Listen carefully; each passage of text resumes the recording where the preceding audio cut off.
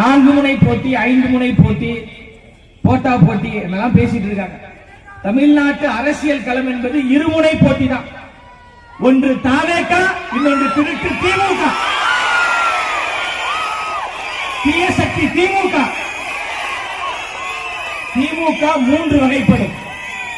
புதுக்கோட்டை மன்னன் சொல்ற திமுக 3 வகைப்படும். ஒரு வகை திருட்டு, இரண்டாவது வகை இருட்டு, மூன்றாவது வகை உருட்டு. சொல்லுங்க, திமுக எத்தனை வகைப்படும்? இந்த கூட்டத்தில் நிறைய திமுக கட்சியை சார்ந்தவர்கள் வந்திருப்பாங்க. சில்பர்ஸ் எல்லாம் ஆங்காங்கே நின்று நம்மளுடைய நிகழ்வை பார்த்து கொண்டிருப்பாங்க.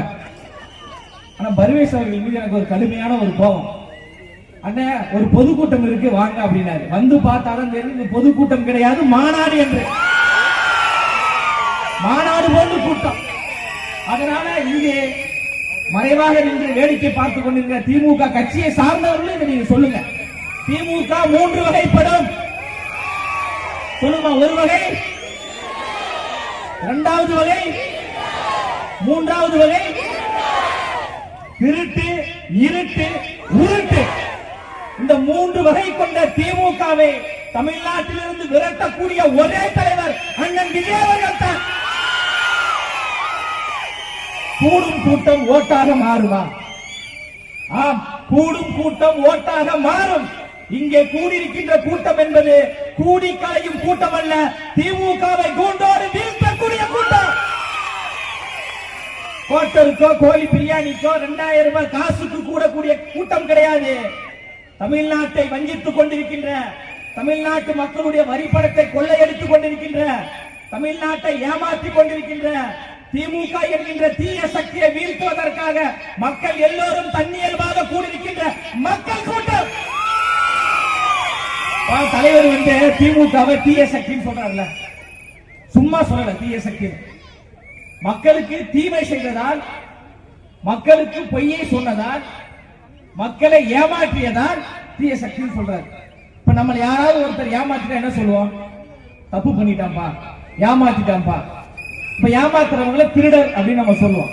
அப்ப திமுக என்பது திராவிட முன்னேற்ற கழகம் கிடையாது, திருடர்கள் முன்னேற்ற கழகம். 75 ஆண்டுகளாக தமிழ்நாட்டு மக்களை சுரண்டி, தமிழ்நாட்டினுடைய வரிப்பணத்தை சுரண்டி, தமிழ்நாட்டு குடும்பம் நல்லா இல்ல. கோபாலபுரம் என்கிற ஒற்றை குடும்பம் மட்டும்தான் நல்லா இருக்கு. தன் பெண்டு, தன் பிள்ளை, வீடு, சம்பாத்தியம் இவை என்று தானுண்டு என்று வாழ்பவன் சிறு கடுகு போல் உள்ளம் கொண்டவன். நான் கடுகு போல் உள்ளம் கொண்டவன் கிடையாது, கடல் போல் உள்ளம் கொண்டவன் என்று தமிழ்நாட்டை மீட்பதற்காக வந்திருக்கின்ற மாவீரன் தலைவர் விஜய் அவர்கள்.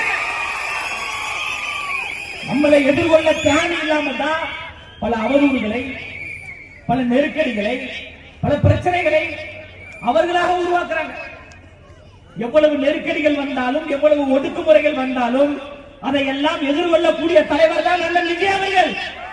அவர் தமிழ் சினிமாவில் அவர் பார்க்காத பிரச்சனைகள் கிடையாது. அவர் முதல் படம் நடிக்கின்ற பொழுது விமர்சித்தார்கள். இதெல்லாம் ஒரு மூஞ்சா, இந்த மூஞ்ச நம்ம தியேட்டர்ல போயிட்டு காசு கொடுத்து பார்க்கணுமா என்று விமர்சித்தார்கள். ஆனா இன்று காலம் தமிழ்நாட்டின் முகமாகவும், தமிழ்நாட்டின் முகவரிவாகவும் அண்ணன் விஜய் அவர்கள் வளர்ந்திருக்கிறார்கள் என்றார். அது அவருடைய உழைப்பு.